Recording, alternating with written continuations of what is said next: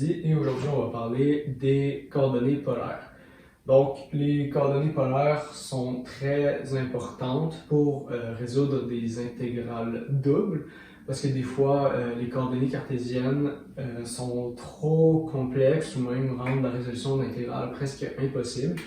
Donc on doit être capable de transformer des coordonnées cartésiennes en coordonnées polaires, puisque ça simplifie souvent le calcul de l'intégrale sur des courbes, par exemple. Donc, juste admettons un cercle en coordonnées cartésiennes, c'est beaucoup plus compliqué qu'un cercle en coordonnées polaires.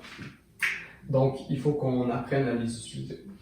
Donc, la base des coordonnées polaires, dans le fond, c'est que un point XY dans le plan cartésien, donc le plan qu'on connaît déjà, on va attribuer une distance à l'origine qu'on appelle R et un angle θ qui est l'angle par rapport à l'axe des X.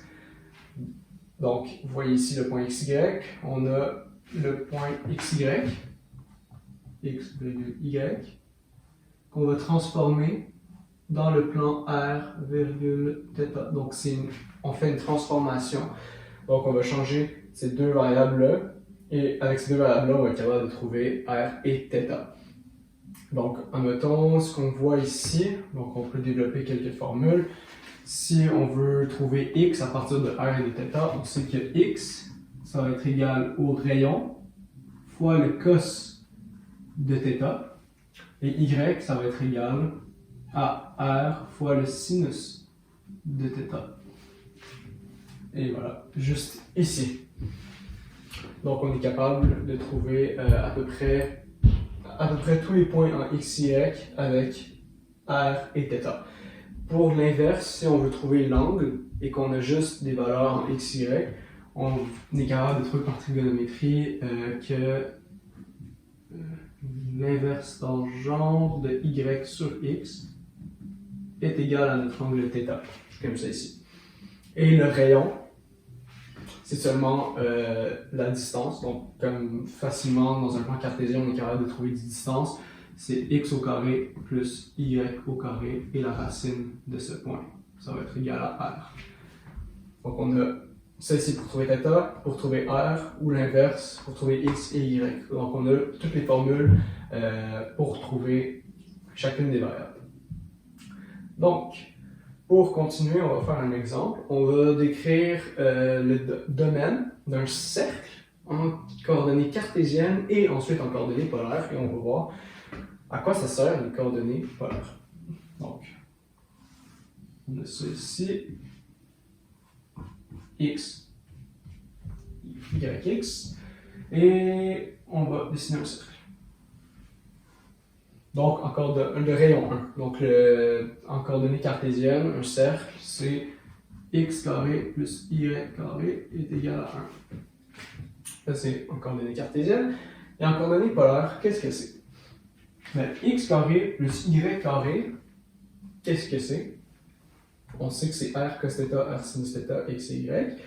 Si on met tout ça au carré, on va avoir r au carré cos carré θ plus r carré sin carré θ égale 1. Si on met cos carré et sin carré en évidence, on a que r carré égale 1.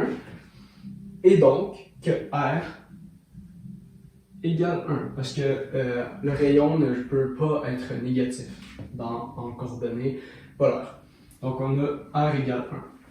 Alors, en coordonnées polaires, l'équation d'un cercle, c'est juste son rayon. Donc, c'est juste R égale le rayon du cercle. Donc, dans notre cas, c'est 1. Et ça simplifie beaucoup, mais beaucoup les intégrales doubles quand on a des cercles, ou un cercle, ou une ellipse, où on a ce qu'on appelle des équations en coordonnées polaires assez compliquées. Donc, on va avoir comme des boucles comme ça qui vont se former. Donc ça, c'est très difficile à décrire en coordonnées cartésiennes, mais en polaire, ça se fait très facilement. Donc on va faire d'autres exercices par la suite. Donc pour l'exercice sur les coordonnées polaires, on a en A, trouver le point en coordonnées polaires de x, y égale 2,2, et en B, on a l'inverse, donc trouver le point en coordonnées cartésiennes de r,θ qui est égal à 3,8. Donc on va commencer la résolution par le A. Donc on va commencer par le A. Donc on trace un plan cartésien, juste ici. Donc X, Y. Et là on a notre point 2,2. Donc qui est un point comme ceci ici. Donc on a 2,2 ici. Et là nous on veut en coordonnées polaires. Donc on trace un rayon. Ça c'est R. Et on veut un angle θ. Donc, pour trouver R, c'est assez simple, c'est une distance dans un plan cartésien en 2 dimensions. Donc, c'est juste R égale racine de 2 au carré plus 2 au carré. Donc, 2 au carré plus 2 au carré. Donc, R est égal à la racine de 8. Racine de 8. Et maintenant, pour l'angle, bon, c'est assez simple. On le voit tout de suite que c'est pi sur 4, mais on va quand même le calculer. Donc, on a yx 2, donc on sait que θ c'est égal à l'arctane de y sur x, et là dans ce cas-là c'est 2 sur 2, donc ça revient à l'arctane de 1, et l'arctane de 1 c'est pi sur 4, égal pi sur 4. Et voilà. Donc, en r, θ, notre point, ça va être racine de 8 et pi sur 4. Comme ça. Et là, maintenant, on va faire le B. Donc, le B trouvé en coordonnées cartésiennes de Rθ égale 3,pi. Donc, on trace un plan cartésien ici. On a l'axe des X et l'axe des Y. On sait que le rayon c'est 3, donc si le rayon c'est 3, on peut dire que le point se situe dans un cercle de rayon 3 et l'angle est pi. Si l'angle est pi par rapport à l'axe des X, eh bien c'est exactement 180 degrés. Donc on se retrouve sur l'axe des X, mais juste ici.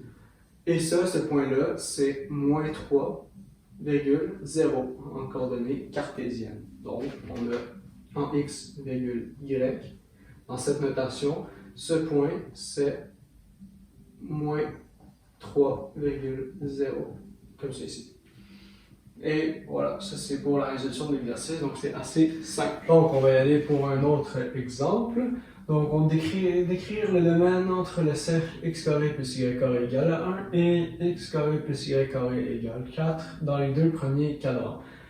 Donc, on va décrire le domaine en coordonnées cartésiennes et ensuite en coordonnées polaires. Donc, on va tracer notre plan cartésien. Ici, on a y, x, et on a un premier cercle centré à l'origine du rayon 1. Donc, ici, on a le point 1, ici, on a le point moins 1. Dans les deux premiers cadrans, donc les 3 et 4, on va les ignorer. Et ensuite, on a x carré plus y carré égale 4. Donc, ici, on a un cercle, 2. Et ici, ça va être moins 2.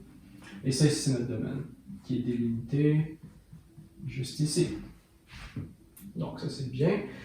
Alors, on va commencer par le décrire en coordonnées cartésiennes. Donc là, on a le choix. Est-ce qu'on laisse x fixe ou y fixe? Pour l'instant, c'est plus simple de dire que x est fixe. Donc, on va dire pour le premier, donc on va décrire le domaine. Domaine égal.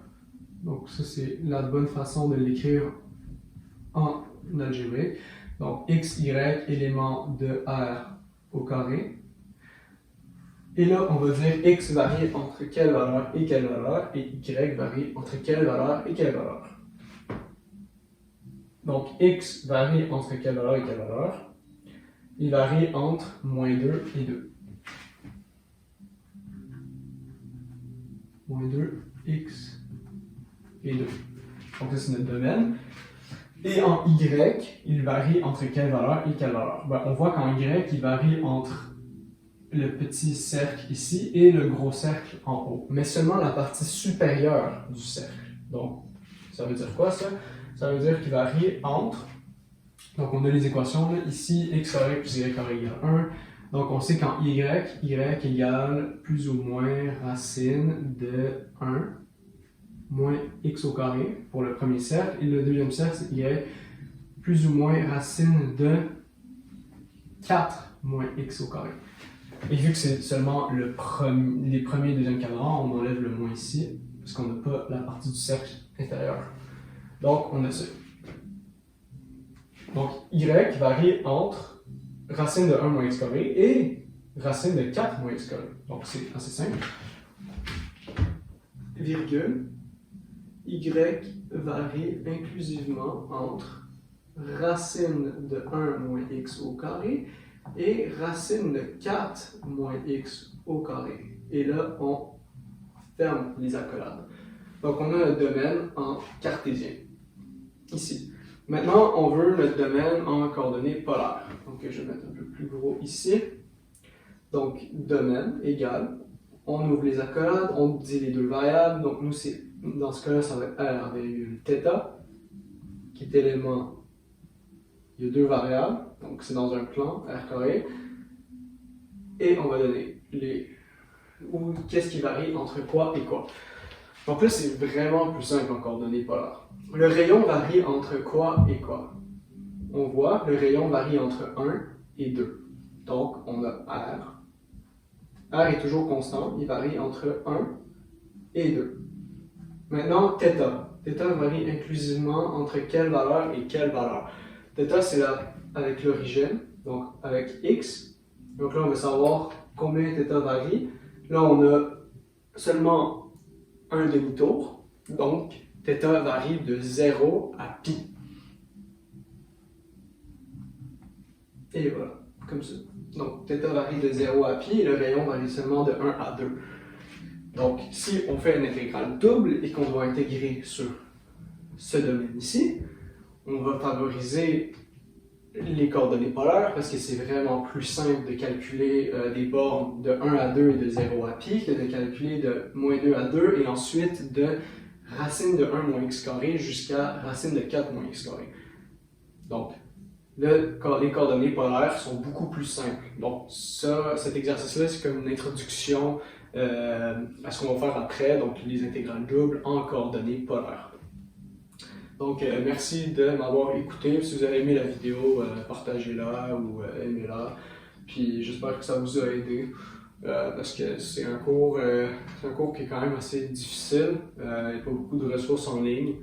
Donc, si ça vous aide, tant mieux. Moi, j'aurais aimé ça qu'il y ait des vidéos comme ça sur YouTube quand je faisais le cours, mais malheureusement, il n'y en avait pas. Fait que j'ai dû me débrouiller. Mais bon. En tout cas, bonne fin de journée.